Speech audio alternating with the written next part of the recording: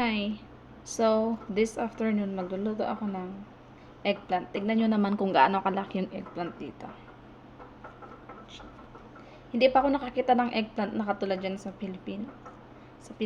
So, ito pa lang yung nabibili namin.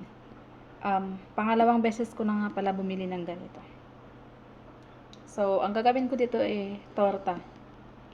Kapag malaki pa lang talong siya, ay may tinik pala dito, bandang dito, tsaka dito.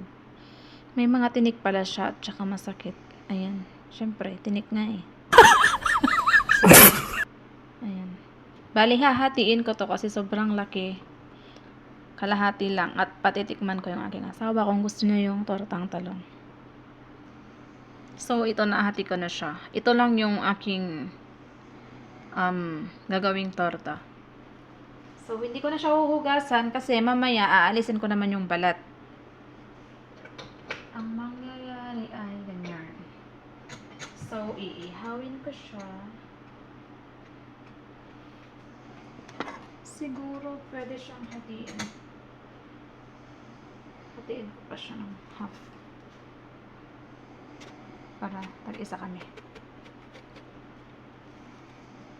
Kasi miss na miss ko na ang gulay.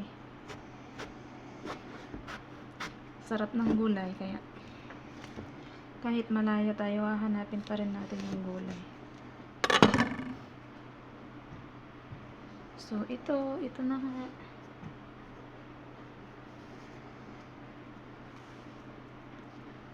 And then, ilalagay ko sa fridge yung half. So, ito na yung nangyari guys. Bali, inano ko din yung loob niya kasi nga, hindi siya maluluto kapag yung, dito lang yung ating i-grill. So, kailangan. First time ko din kasi magluto ng talong na ganito kalaki. So, hindi ko talaga alam kung paano siya lulutuin.